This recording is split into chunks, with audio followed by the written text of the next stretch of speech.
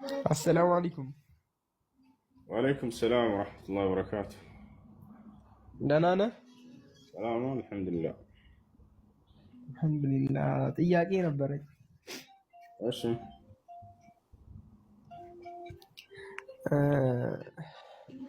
የብዙ ሰው ጥያቄ ነውና እንትን በእስልምና ራስን ማርካት ይቻላል ወይ?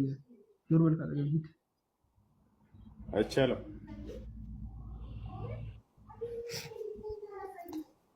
الله سبحانه وتعالى بسورة المؤمنون ላይ والذين هم لفروجهم حافظون إلا على أزواجهم أو ما ملكت أيمانهم فإنهم غير ملومين فمن ابتغى وراء ذلك فأولئك هم العادون ይላል።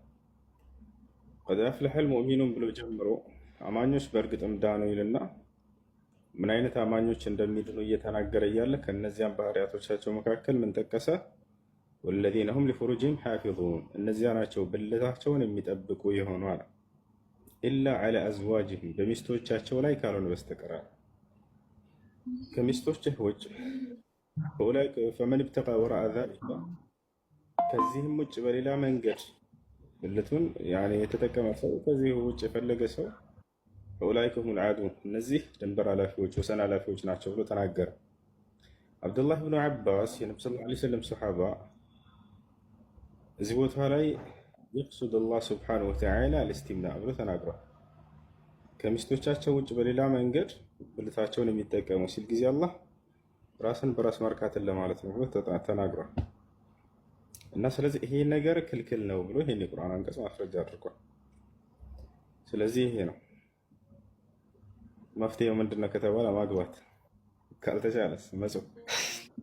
قال النبي صلى الله عليه وسلم من استطاع منكم الباءة فليتزوج ومن لم يستطع فعليه بالصوم فإنه له وجاء يا معشر الشباب ወጣቶችን አንድ ያናገሯቸው እናንተ የወጣት ስብስቦች ሆይ من استطاع منكم الباءة فليتزوج ከእናንተ የጋብቻን ጣጣ መቋቋም የሚችል ካለ ያግባሉ። ያልቻለስ ወመን ለም የስተጢዕ ያልቻለ ደግሞ ፈዐለይህ ቢሶውም አደራ ጾምን በእርሱ ላይ አሉ። ፈኢነሁ ለሁ ዊጃእ ጾም ለእርሱ ጋሻ ይሆንለታልና አሉ። ከምን ከመጥፎ ሳቢዎች ነገር ሰውዬው ሲጾም ጊዜ አይተሃል።